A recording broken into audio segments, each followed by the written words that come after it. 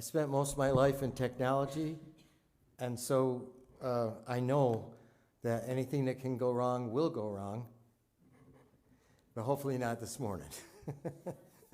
It's a pleasure to be here. See old friends and new friends. Some of you I've known for over 40 years, Suzanne, when she taught my son Pathfinders. And some I've just met last year, and some just today. So let me just have a prayer before I begin. Father, let my words be your words. Speak through me. We know that Jesus is coming soon.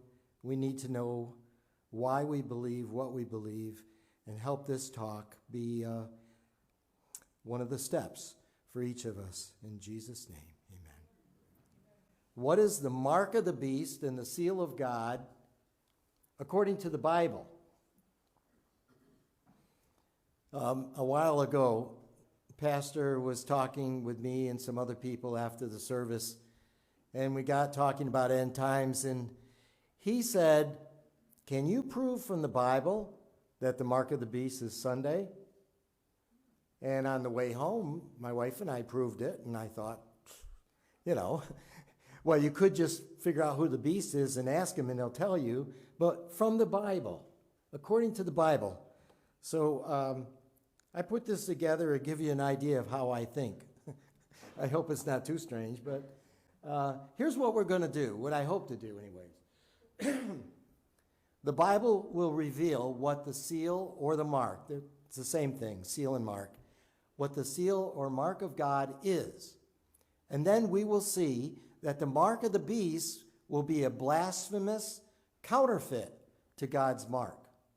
That's what I hope to prove. Now, there's a couple groundworks we have to lay. In the Bible prophecy, beast represents a kingdom or government or political power. And here we have a picture. This is actually from Daniel, the different empires and what they represented. But it's the same in Revelation, too. Most of you here know this already, but some people viewing this would not know this. And another thing is the idea that in Revelation chapter 1, verse 1, it says, "He sent and signified it," that is the book of Revelation, "by his angel unto his servant John."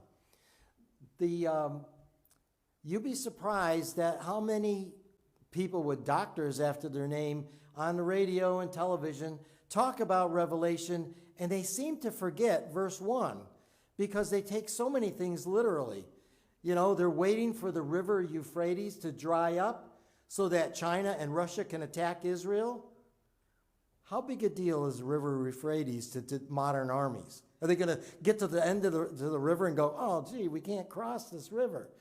I don't think so. Maybe back a couple thousand years ago that would be a problem, but it's not today. It's symbols. In fact, signify, the word signify means to use symbols. And Revelation uses symbolic language. Now, we're going to take the position of the Protestant reformers, and the Protestant reformers 500 years ago had various views on things, and we talked in Sabbath school about predestination and then what we believe, Arminianism, but they all agreed on a couple of things. So that the first beast of Revelation chapter 13, and we're going to be looking mostly at 13, 14, and a little bit of the beginning of 15, most of the verses come from. So the first beast of Revelation chapter 13 is the Roman Catholic system, not the Roman people, maybe not even the local priests or nuns. My mother was Italian, Serafina Funicelli. My father was Canadian-French, Bombard, okay? So my family, I figure, have been Catholic since there was a pope. And I broke away from that. My brother first. So it's not about the people. It's not about our neighbors and our friends or my relatives. It's about the system. I'll use that word a lot. And number two, that the office of the papacy, not Pope Francis, but the office, the position he holds, because it changes from time. I don't know how many popes there's been since I was born, quite a few. But the office of the papacy is, quoting from the Bible, that man of sin, the son of perdition, the little horn, speaking great words against the Most High. Because there is no other entity that fulfills all the criteria for this prophecy. And that's a sermon in itself, and one that I hope to put together to prove these things. God sends a serious warning against receiving the mark of the beast. My sermons lately have been PowerPoints, partly to keep you awake. I think it's more interesting for me. This is the way I think with pictures and things. And I don't like to just sit and read a paper anymore. I want to do something more spontaneous. So there's a serious warning in the Bible about receiving the mark of the beast. And here it is. If any man worship the beast and his image and receive his mark in his forehead or in his hand, the same shall drink of the wine of the wrath of God, which is poured out without mixture, in other words, no mercy, into the cup of his indignation, and he shall be tormented with fire and brimstone in the presence of the holy angels and in the presence of Jesus, the Lamb of God. Today, as you know, most Protestant Christians don't know who the beast is or what his mark is. Is that true? We talked about Left Behind and it's all going to happen in the future after they're raptured away, so we really don't even have to study it, is what they tell me. They don't know this, even though the founders of their denominations did. They don't even know why they are called Protestants. Nobody knows anything about the Reformation, hardly. I used to like to listen to Dr. R.C. Sproul, and I didn't agree with him because he was predestination, but he was one of the few people on the media talking about the Reformation, and he spoke against the agreements that the Protestants were making with the Catholics. I heard him say what's wrong with it, that we don't believe like Catholics, but they don't seem to know that. Excuse me. Would God leave his people in the dark about such a serious matter? Well, what's the Bible say? Surely the Lord God will do nothing, but he revealeth his secret unto his servants, the prophets. Revelation, the name of the book, Revelation. I have friends. A friend of mine is a fine Christian man, and he loves Jesus. And he said, well, I don't really study the book of Revelation. How could you not study the book? The book's name is Revelation, which means to reveal, right? And we read it. It gives a blessing to those who hear it and read it. Blessed is he that readeth, and they that hear the words of this prophecy.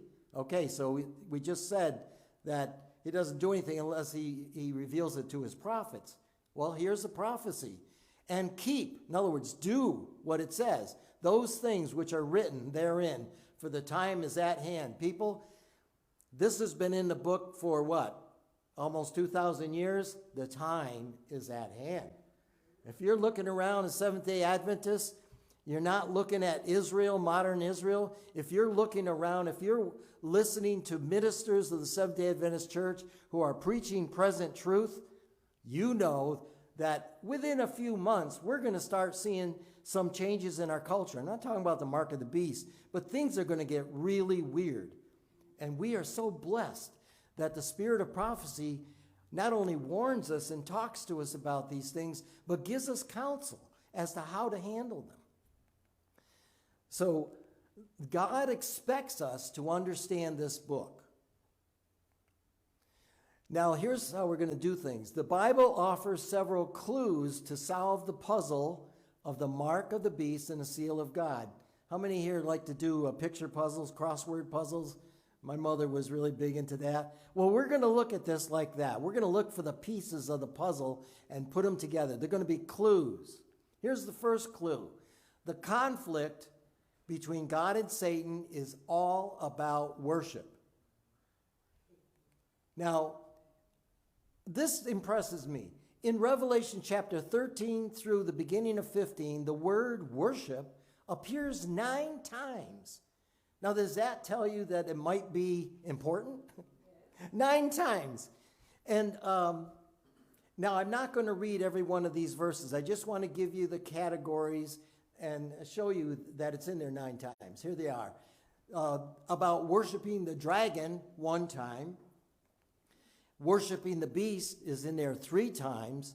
And after the sermon, if you're interested, there's some papers that have a lot of these verses in order to help you, remember what I said, hopefully. Worship the image of the beast 1 time, and you can kind of tell what I think the image of the beast would be by that picture. Worship the beast and his image is in there 2 times. And then finally, worship God is in there 2 times. So the word worship is throughout this. Now, worship is the main interest in this conflict. So the dragon wants to be worshiped, the beast wants to be worshiped, and the image to the beast wants to be worshiped. But the truth is that there's really only one entity that's calling for this worship. It's Satan. He's involved in all 3 of these things, and we're going to show that in a minute. And of course, it also, God, the only one who deserves worship, is wanting to be worshiped also. It's also about names, and I'm going to do the same thing with this one. In these 3 chapters, the word name appears 8 times. So once again, it sounds like this is important. So the name of God appears 3 times, and the name of the beast appears 4 times. In other words, it talks about the beast and his name. And also, those who dwell upon the earth shall worship him, whose names are not written in the book of life. So that's 1 time the names of people. And you can see the crowd there. I'm sorry to say that this is a very large number. Also, another puzzle piece is in the Bible, a person's name describes his character. This is very important to figure out this puzzle. A name describes your character. Now, you know what this picture is, right? Yeah, they're refusing the food. That was their first test, wasn't it? It started with food. Isn't that interesting? Something that we probably don't pay that much attention to, but we should. We have counsels about food. And so here's Daniel, Hananiah, Mishael, and Azariah. And I have a hard time sometimes remembering their names. These are their Jewish names. Now, I forget what they all mean, but I know the E-L on the end of Daniel and Mishael, that's Elohim, that's God. These names all have to do with the true God. Well, the Babylonians were very smart people.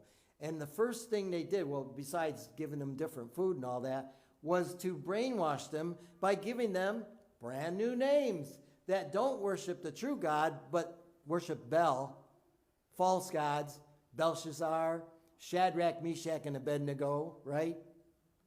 So here's some examples of names in the Bible. Jacob means supplanter or liar or something like that. And God changed his name to Israel, which means he struggles with God. Names mean something. Jesus, his name Jesus means God saves. And the name Michael means who is like God. So you get the idea that names mean a lot. God's name is holy because his character is holy. Remember, name equals character. So God's name is his character, and it's holy. His name is holy. His character is holy. There are 2 marks. God's seal versus the mark of the beast. These are they're battling, the 2 marks. Everyone will receive a mark. And I don't believe the general Christian community understands this. They know about the mark of the beast, but they don't realize that the other group will be sealed in their foreheads with God's mark or God's seal. And those who receive the mark of the beast, they get it in their hand or their foreheads. And we'll talk about that in a minute. Or their foreheads. The word or, they have a choice. God's people get it in their foreheads, but there's a verse somewhere that says in their foreheads and in their hand. So when we learn what that means, you'll see the difference. There's a big difference. So the mark of the beast and the seal of God are in conflict with each other. The beast's mark is a blasphemous counterfeit of God's seal. So let's talk a little bit about counterfeits. You know about counterfeit money. Now, I'm not a banker, but I understand people who deal with money a lot. Maybe there's someone here who does. I understand that they study the real thing. They don't study counterfeit money. Well, they probably see some, but they study the real one and know it so well that when they see something that's different, they know right away there's something wrong with this, right? So that's what we're going to do. To spot a counterfeit, we first need to understand the true. So how do we identify the true people of God? What are their characteristics? And that word character is important. So here's another piece of the puzzle. The 144,000 in Revelation are God's people. So even though the statement that God made in the beginning of the talk about fire and brimstone and people, being punished, we'll start off with some really good news. There is victory. And I saw, as it were, a sea of glass mingled with fire, and them that had gotten the victory over the beast, over his image, over his mark, and over the number of his name. They stood on the sea of glass, having the harps of God. So, as scary as it sounds, there is victory to be had. And God's people will see it through. God's people are sealed in their forehead. And Revelation 7:3-4 says, "Hurt not the earth, neither the sea, nor the trees, until we have sealed the servants of God in their foreheads." And I heard the number of them which were sealed, 144,000. The forehead stands for what we believe, our character. And isn't it interesting, because this is the frontal lobe that we know now from science, that this is where we make decisions. This is where we have faith. And here, a couple thousand years ago, talks about the forehead even further when you go to the Old Testament, because they use the symbol the same way. So in the forehead actually means in your mind. So it's not on your forehead like it's tattooed on. It's what you think, what you believe. It's our character. The seal or the mark of God is his name in the forehead. Do you ever think about that? It's his name. And Revelation 14:1 tells us, "And I looked, and lo, a lamb stood on the Mount Zion, and with him, the 144,000 again, having his Father's name written in their foreheads." The Father's name is his holy character. In other words, these people, us hopefully, we have to have God's character. The 144,000 exhibit the holy character of God. Now, God's people keep the 10 Commandments. Now, some non-Adventists say, wait a minute, Gary, you said you're going to prove it by the Bible. Now you're preaching Adventist doctrine. Well, it just so happens that Adventist doctrine is the Bible. So let's take a look. Revelation 14:12. What does the Bible say? Not Gary. "Here is the patience of the saints. Here are they that keep the commandments of God and the faith of Jesus." Some of you may have Bibles that says faith in Jesus. That's not the same thing. Can you understand? If I have faith in Jesus, if I have the faith of Jesus, that I am like Jesus, that I have his faith, or if I just believe in Jesus. That's important too, but it says here, you keep the commandments of God and the faith of Jesus, and I think in a few minutes we'll see why it says it that way. Now here's something. God's law is a transcript of his own character. This is something that we say in our church, isn't it? You've heard this a lot of times. It's a transcript, in other words, written out God's character. I want to show you why that's true, and it also reflects the principles of his government. Can you have a government without laws? Do you know any entity, government, smallest country in the world, which is the Vatican, that doesn't have laws? I mean, even the Magic Kingdom down in Florida, they got laws, don't they? Disneyland and stuff. You got to have laws. But yet, from the pulpits of Christian churches are being taught today that God's law was nailed at the cross. We're not under law. Well, I'm not under the condemnation of the law either, but God's law exists. And as we talked this morning, that we keep his commandments because we love him. So it's a transcript of his character, and it's the principles of his government. His precepts are consistent with his attributes and his will. The law of love is the foundation of God's government.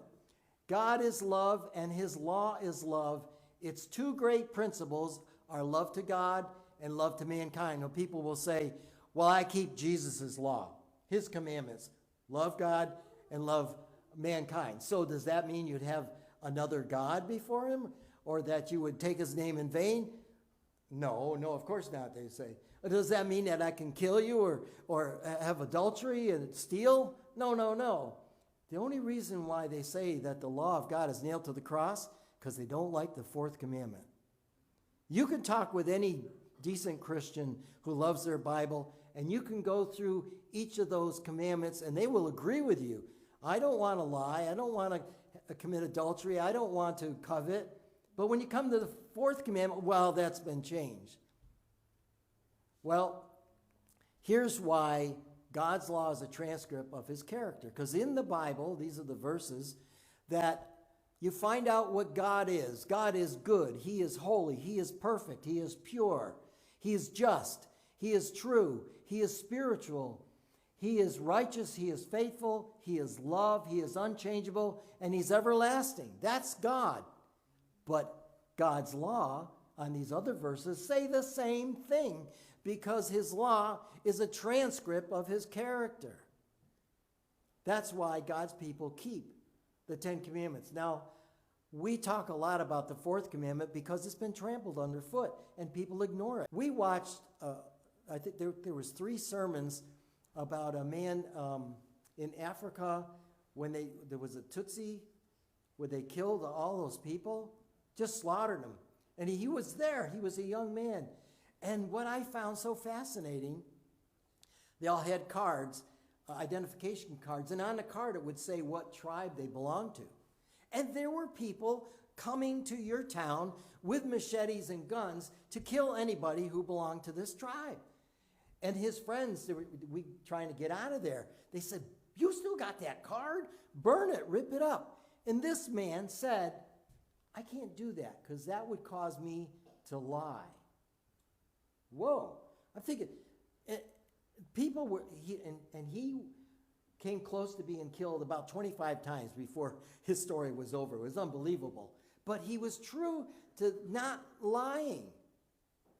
How many of us? I mean, I've even heard people talk about, during Nazi Germany, if they ask you questions, you'd lie to protect Jewish people hiding in your house or something. But this Seventh-day Adventist would not lie, even if his life, I don't know how many of us would do that, but I'm just putting that out there, that we need to keep all 10 of his commandments, not just the one under controversy. God's people keep the Sabbath. Okay, now I've stepped out of the Bible and I'm doing Seventh-day Adventist stuff, right? No, I'm not. The first angel's message, which is given to our church. Who needs another denomination, folks? You know how many denominations there are? Christian denominations, some are better than others. But God started the church that you belong to, if you're members. We have a job to do. It's the 3 angels' messages. It's called Present Truth. There is no other church on earth who are preaching the 3 angels' messages. Amen. I heard when I first became an Adventist and went to my first camp meeting, the guy told a story.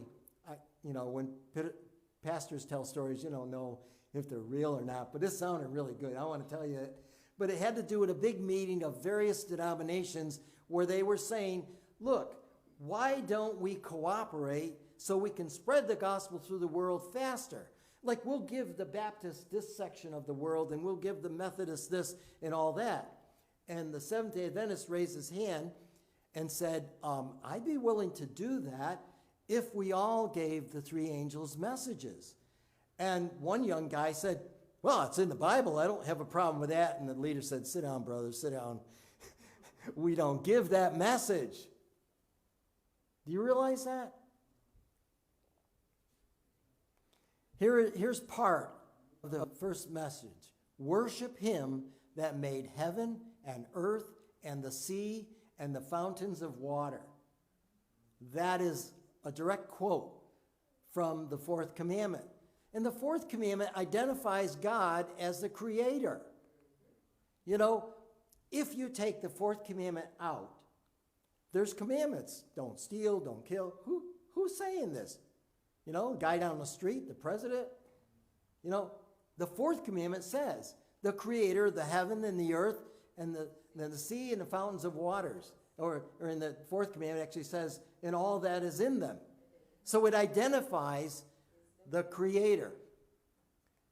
So a seal has historically been used to identify the name, title, and jurisdiction of a person in authority. So if we look at the fourth commandment, we can see God's seal. You've heard this before. The name, Jehovah your God. The title, creator or made, right? And the territory, heaven and earth and sea and all that is in them. So here's a summary of what we just learned as we looked at the original, the real. God's mark or seal is his name, his holy character. It's received in the forehead because they have faith of Jesus. So that's where the faith comes from. The faith is up here too. We have the faith of Jesus, so we receive God's holy character, his name, in our brain. We want to follow God. They keep the 10 commandments. They worship the creator God, right? They keep the true Sabbath. And they worship by obedience. You know, the everlasting gospel, it says that's the first thing in the first angel's message. And when I first became an Adventist, I thought, well, it's the gospel. It's the same gospel I learned in another church. It isn't and isn't. The way I understand it, you know, most Christians say we're saved by grace through faith. We believe that, right? But we also believe that we respond to the gospel by what? Obedience. You don't hear that. Now, I do hear it. I do hear some preachers saying that, but others don't. And that's when they start doing away with the 10 Commandments and all that. So these are the characteristics of God's people. So worship the Creator God by keeping his seventh-day Sabbath. Did you know, did you ever see this? His name is in the Sabbath. I don't know, maybe you've heard that before. Yeah, it kind of struck me. Of course, this is in English. Shabbat, it doesn't do that, but his name is in the Sabbath. And his name is in the Sabbath anyways because it's the fourth commandment. Okay, so we looked at the real. Let's take a look at the fake. Let's take a look at Satan's counterfeit. This is very important. Satan counterfeits. I think I'm going to show that to you pretty convincingly. The beast's name, remember we found name is in there a lot, the name of the beast. The beast's name is blasphemy. So here's an artist's rendition of that beast. Revelation 13:1 says, "And I stood upon the sand of the sea and saw a beast rise up out of the sea, having 7 heads and 10 horns, and upon his horns 10 crowns, and upon his heads the name of blasphemy," or the margin says names. So, you know, I'm thinking there was different names of blasphemy, or it could just say blasphemy like in the picture. I'm not sure about that. But blasphemy includes claiming the attributes of deity. And the Bible explains itself. And so we're going to look at 2 things really quick. That Jesus was accused of blasphemy. And here are the reasons why they accused him. In Mark 2:7 says, "Why doth this man thus speak blasphemies? Who can forgive sins but God only?" And they would be right, except that he is what? He's God, right? Same thing happens here in John 5:18. "Therefore the Jews sought the more to kill him, because he not only had broken the Sabbath according to their rules, but said also that God was his Father, making himself equal with God." Now tell me, did the Jewish leaders know what Jesus was saying?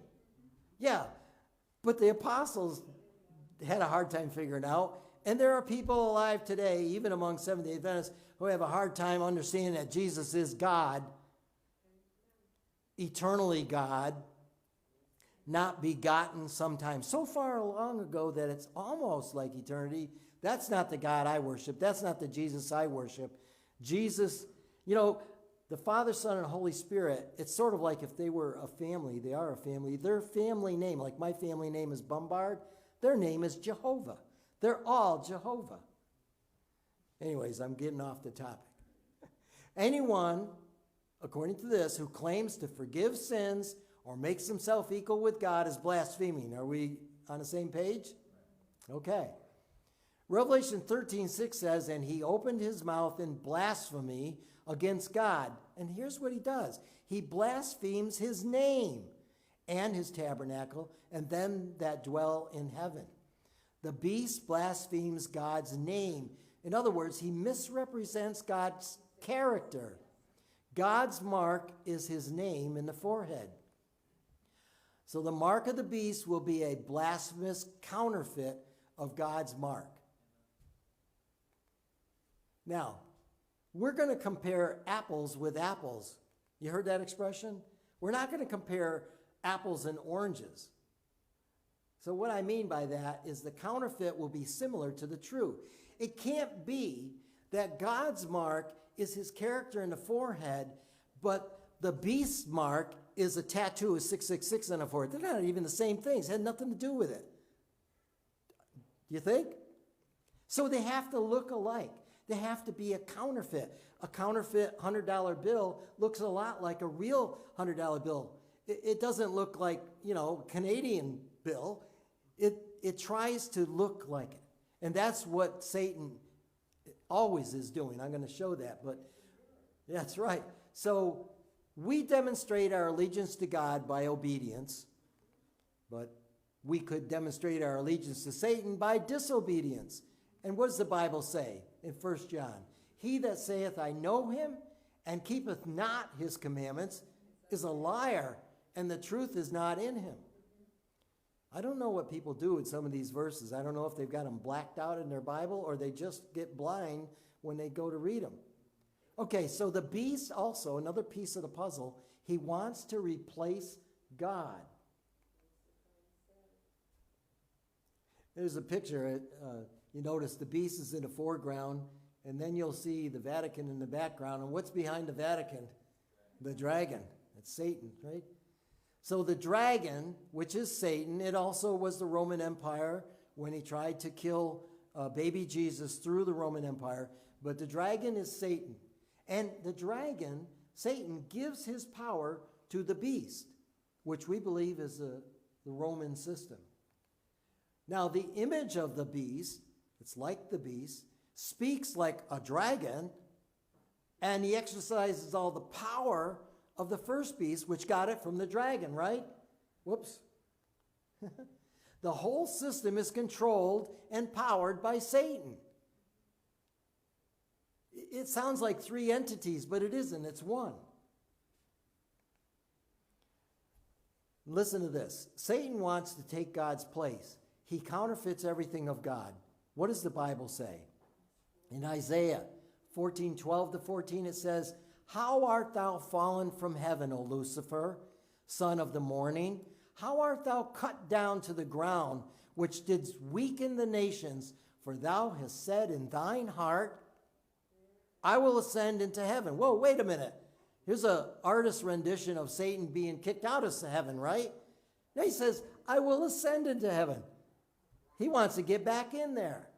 I will exalt my throne above the stars of God. What could the stars of God be? What do you think? His angels. He's gonna have a throne that's above them. I will sit also upon the mount of the congregation in the sides of the north. In prophecy, north is God's, where God comes. The king of the north, the true king of the north is God. The fake king of the north is the Roman power. But he's going to mount on the congregation the sides of the north. He's going to take over. He wants to be God. I will ascend above the heights of the clouds. And then finally, I will be like the Most High God. And if this was a court, I would say, Your Honor, I rest my case. Right? I will be like the Most High God. And I missed there we are. The beast and the image of the beast are Satan's tools to achieve his goal. So let's dig into this a little more. And the devil, taking Jesus up into the high mountain, showed him all the kingdoms of the world in a moment of time.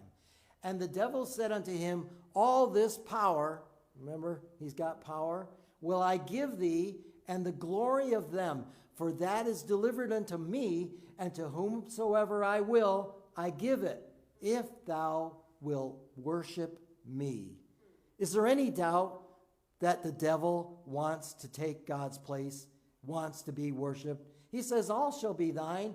And Jesus answered and said unto him, get thee behind me, Satan, for it is written, thou shalt worship the Lord thy God, and him only shalt thou serve. Satan wants to be worshiped as God. Knowing this opens all this stuff up.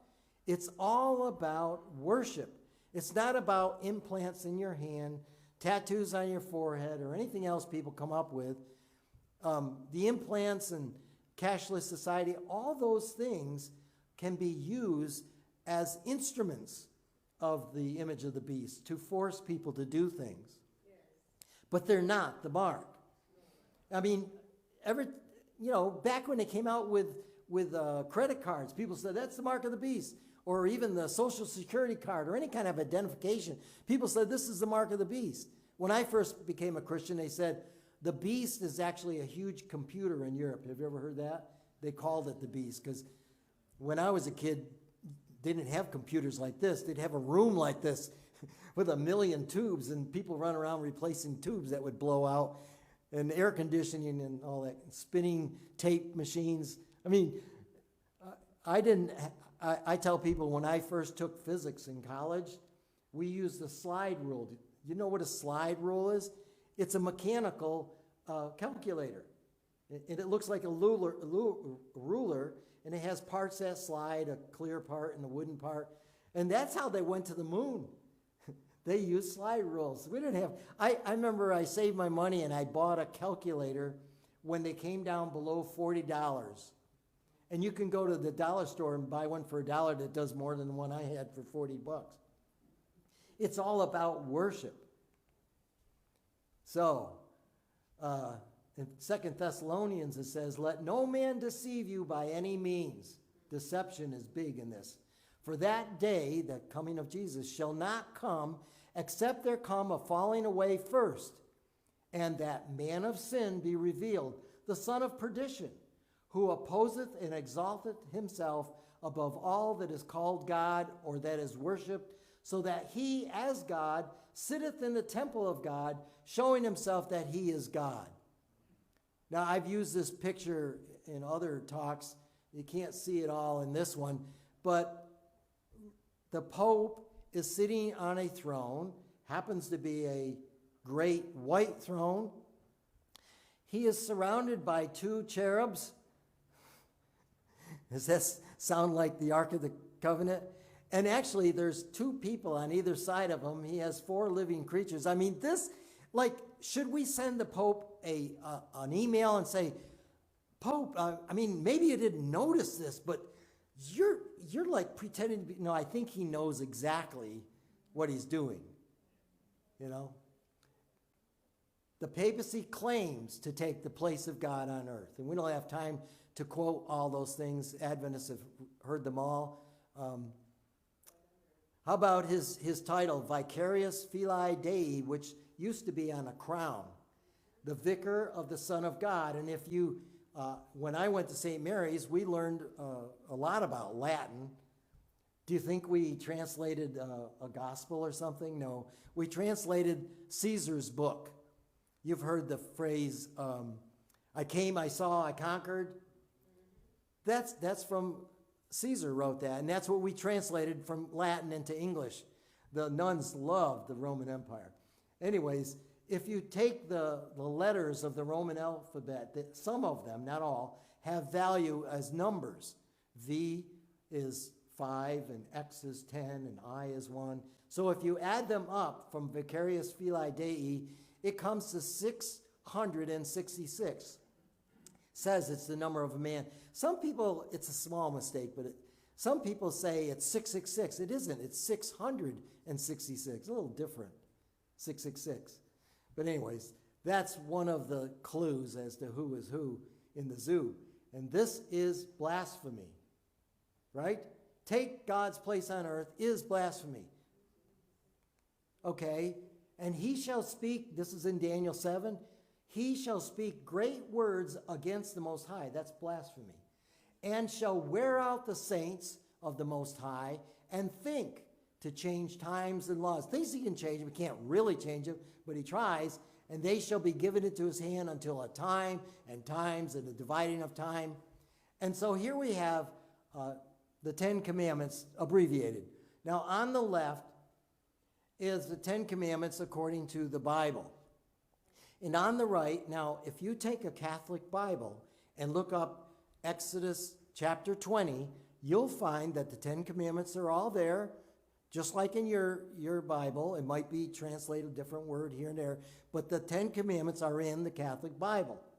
But when I grew up, none of my Catholic family on either side had a Bible to my knowledge.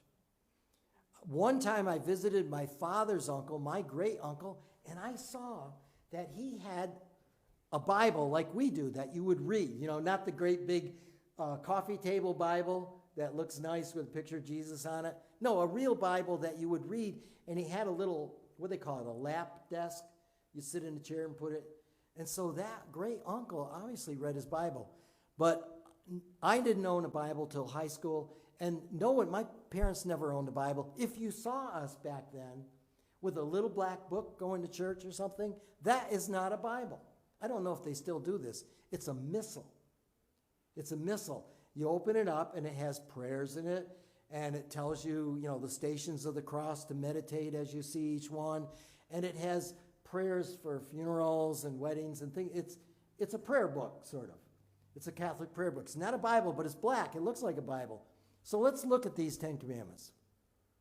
Because Daniel says that he's going to think to change times and laws. Now, the second commandment, you notice is, oh, and then what I wanted to say, that even though the 10 Commandments are in the Catholic Bible, nobody studies that. They study the catechism. And I went to St. Mary's from kindergarten to 12th grade, so we studied the catechism.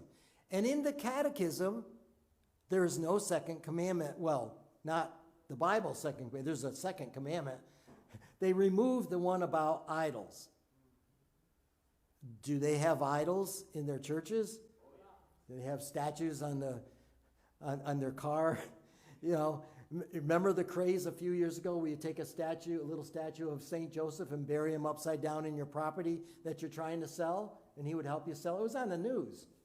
Anyways, idols are very important, and if you're from Eastern Europe, then it's icons, right? Okay, so they removed that commandment, but they don't claim to have ruined that commandment. Now it says that they would think to change them. They say, well, it's included in the first commandment. So they don't claim to have removed that. Now, because they did get rid of one, they got to have 10. I mean, that's going to be hard to explain, you know. So they took the commandment on coveting and they divided it into two. Thou shalt not covet thy neighbor's wife. And then another commandment, thou shalt not covet thy neighbor's goods. And so the fourth commandment, they claim and brag that they changed it. They took the seventh day and they moved it to Sunday, and they call it the Lord's Day. And they talk about it all the time. It's in all their writings. And if you read any of the things that's going on these days, they talk about Sabbath, the Sabbath, and then all of a sudden it's Sunday, you know. And just want to add in here, after the service is over, with your phones, Google, what is the seventh day of the week? What's it going to tell you? What do you think? It's going to say Sunday. It's the international agreement. Sunday is the seventh day of the week. Saturday, Sabbath, is the sixth day of the week. And what do they all call Sunday? The Sabbath. There's a new hurdle for you when you teach people. Well, it's the seventh day Sabbath. Well, seventh day is Sunday. Now, this has been going on for a long time in Europe, but in America, it officially Sunday. And so you're going to see the calendars change probably. And how can you prove otherwise, folks? Anybody know? You ask someone, do you celebrate Easter? What day of the week do you celebrate Easter on? Wednesday? Is it on a different day every year? What day is it on? Sunday, Easter Sunday, right? You go to the gospel and you see that the Sabbath came and they buried him, and on the first day of the week, he rose from the dead. So who cares what the calendar says? The Bible says he rose on the first day of the week, and they celebrate his resurrection on Sunday. That means Sunday is the first day of the week, no matter what anybody says, right? Yeah. Okay, that was like a little free add-on. This is called blasphemy. The papacy claims Sunday is the Lord's Day. You know, for me, when Jesus says the Son of Man is Lord even of the Sabbath, doesn't that make the Sabbath the Lord's Day? But anyways, everyone thinks that Sunday is the Lord's Day, and Protestants who honor Sunday as the Lord's Day choose man's law over God's law, and this is called disobedience. Remember, obedience, disobedience. Now, obviously, I would say most people don't really know this. Folks, that's our job, right? Do you know, a few months ago, I'm the one who operates the radio station for Kingsbury Church in Glens Falls. It's a low-power station, and it won't come in this direction because we take the place of a full-power station in Schenectady, so we get it north. And all of a sudden, there seemed to be a lot of enthusiasm in the church after some 18 years of operation to really want to be involved in the radio ministry, because I was doing everything. And I was feeling an enthusiasm that we'll make some more present truth talks. We'll put programs together. You know what happened? Everything in the studio broke. We have 2 computers. They both broke. First one broke, and while we were trying to fix that, the other one broke. I mean, we were under satanic attack. And Friday? What was it? Friday or Thursday? Thursday. We've been on the air, but we were just playing the satellite feed without doing our stuff. But on Thursday, we had fixed the last broken thing, and we're on now. And so now there's a lot of work to do, but we're going to go ahead with what we wanted to do. They can't stop us. Now, if you've been raised a Catholic, or maybe if you just know, you know what this is. This is confession. A woman telling the priest. When I used to go to St. Mary's, they had booths. They had like maybe 2 on one side, 2 on the other side, I think. And there were black curtains on them, and the priest would be in the center booth, and he had a little light to tell you if there was someone on either side. So they had 2 sides so they could go through them pretty good, you know. You get in there and wait till he moves the little window, and there's a little thing you say and all that. But the deal is that the Roman Catholic system claims to have the power to forgive sins.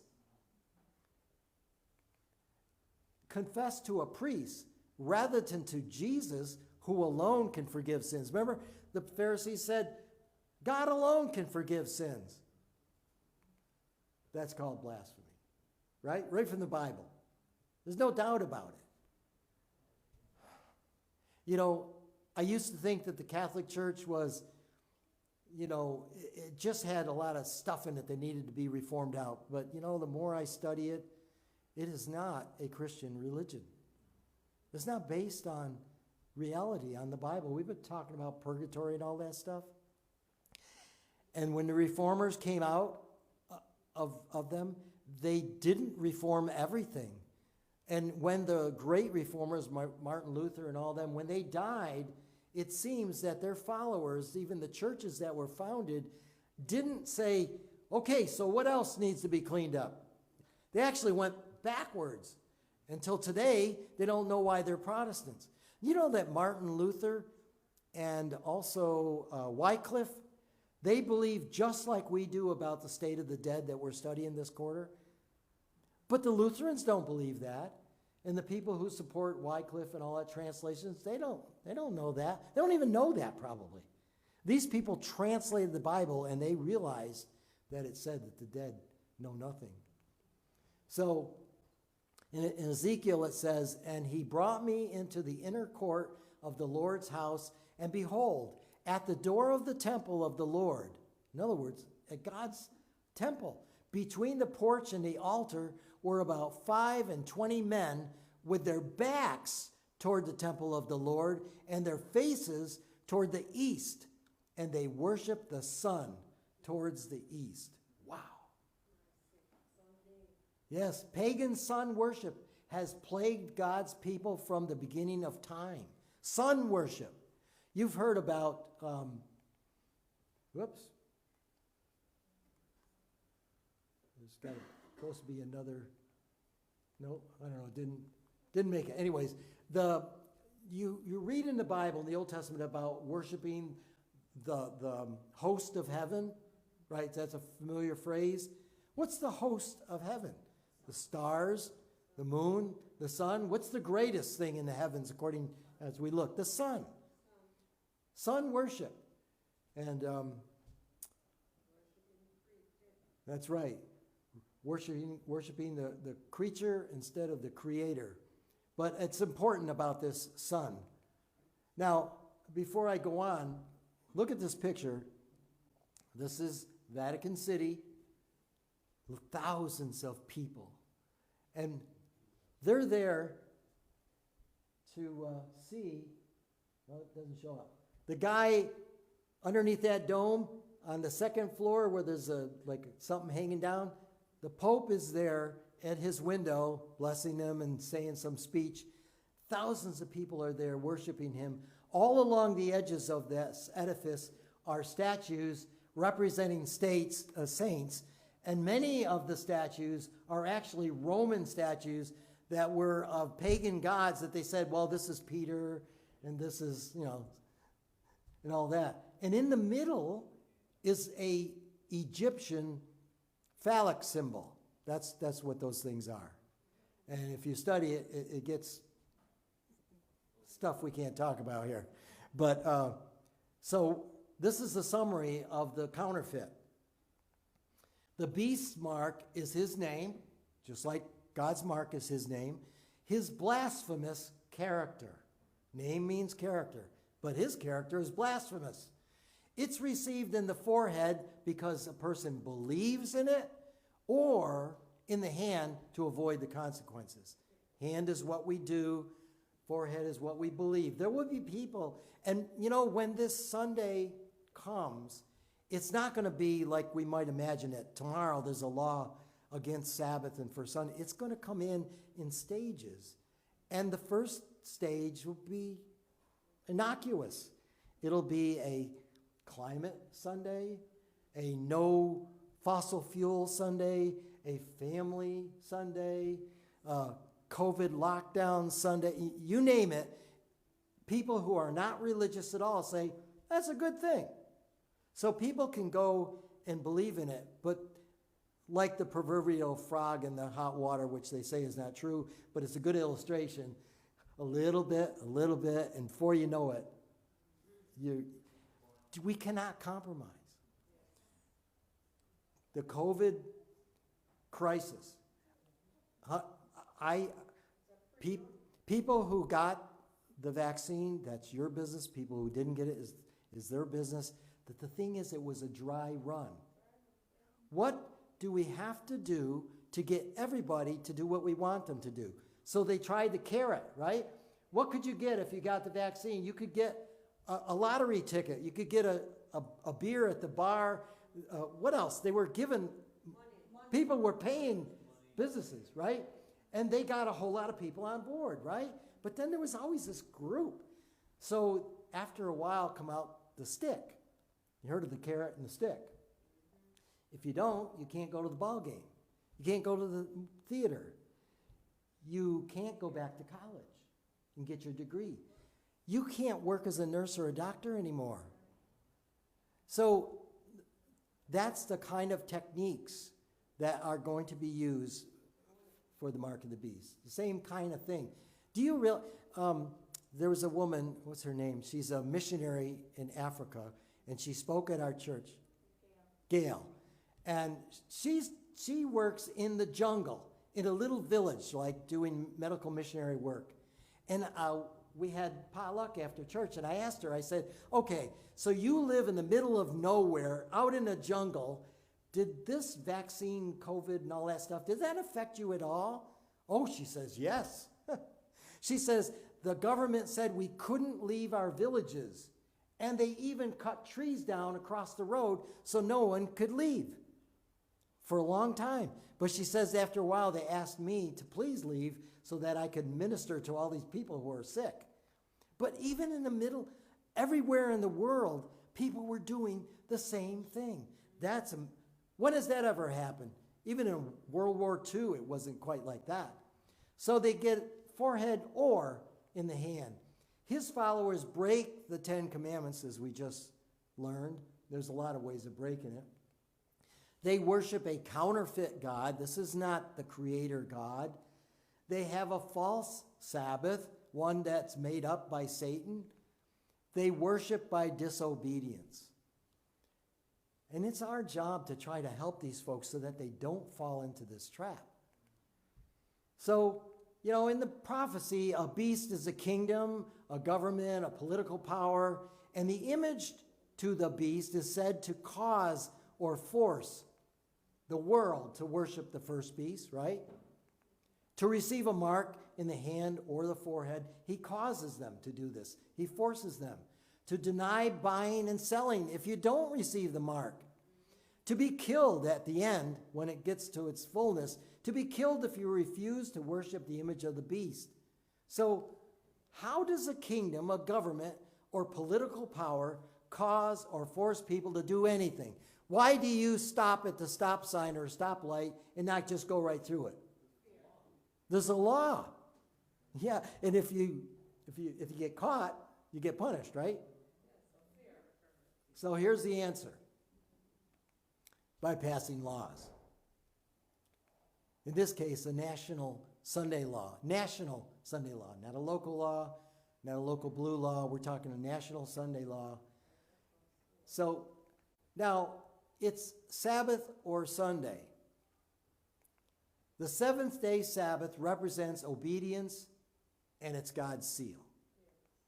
Sunday sacredness represents disobedience. This counterfeit Sabbath is the mark of the beast, the Roman Catholic system's authority. So, have you ever seen this? It's called a monstrance. I remember when I was a kid, they would do that and walk up and down the aisle. You notice it looks like a sun, doesn't it? It is. See the rays coming out? The wiggly rays are female and the straight rays are male. In the middle, you see that white thing? That's called the host. What you receive in communion in the Catholic Church is a host because it's Jesus Christ, his body, his blood, and his divinity.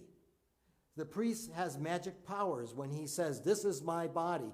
It becomes, according to them, actually Christ's body.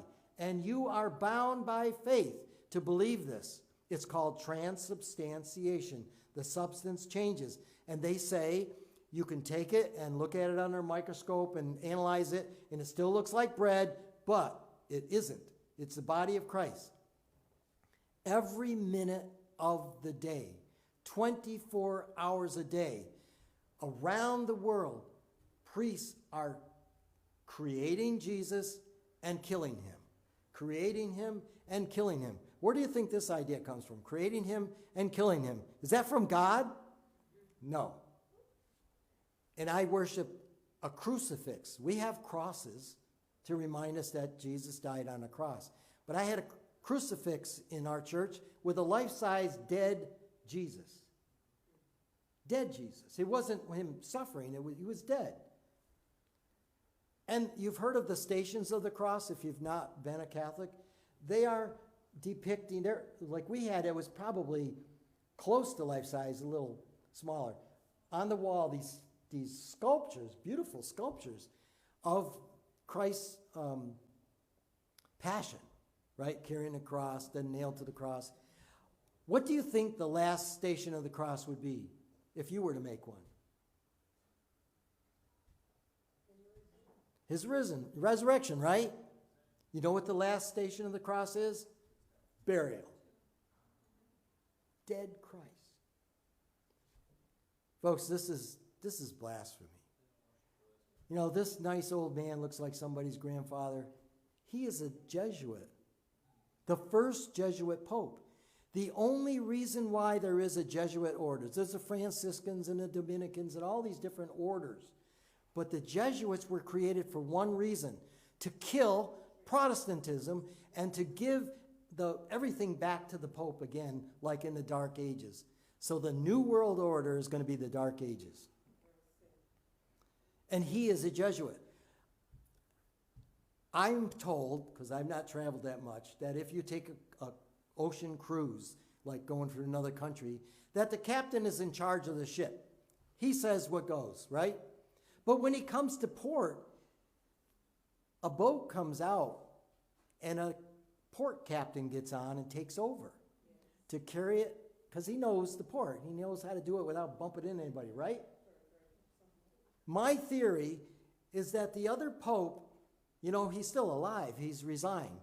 He's gone off to a monastery. And this pope, this Jesuit says, let me take it into port. Come on, we're almost there. We've been doing this for 500 years, and it's all coming together. Everything is in place. Let me steer it in to the harbor. Now, I don't know if he'll live long enough to do it, but he's real anxious to get to the end. I get myself all worked up. So I looked under Wikipedia, and this was something this is their admitting this. The consecrated elements, in other words, the host or the wine, are given the same adoration and devotion that Christians, it says of these traditions, it's talking about other churches that have this masses, that they accord to Christ himself. They worship the bread and the wine just like they would Jesus. The sun design, so they know it's a sun, derives from Latin American. Now, I didn't know this. Latin American Catholicism, where missionaries employed monstrances with the sunburst, see, it's a sun, they're not hiding anything, to appropriate sun imagery to the Eucharist, that's the bread, and hence supplant sun worship among the natives. In other words, take over. This was part of a larger scale entwining of I never can say that, but it means worshiping the sun, that was present both in Catholicism and pagan cults in Latin America. They're not hiding anything. I'm not making this stuff up. Worship the beast by accepting his false Sabbath. His name is in the false Sabbath. What do you think? Yeah. So, putting all these puzzle pieces together, we can now see the big picture. The Sunday law is not yet, will be the mark of the beast. So, what did we learn? Let me give you a quick summary. God's seal or mark is his name or character that his people receive in their forehead, their mind.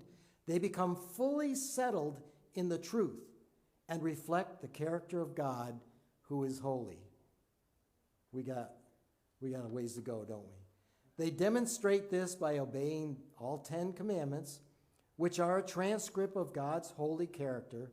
The fourth commandment, the seventh-day Sabbath, is God's seal or mark. It's the visible. We are sealed by the Holy Spirit. Holy Spirit is behind all of the good stuff. But the Sabbath keeping is it's a visible sign. Like baptism is a sign of what's already happened, right? And it's the same way with the Sabbath. Satan counterfeits God. His mark is the opposite of God's. There's a counterfeit Sabbath promoted by the beast. It's Sunday. Remember apples with apples? So Sabbath and Sunday.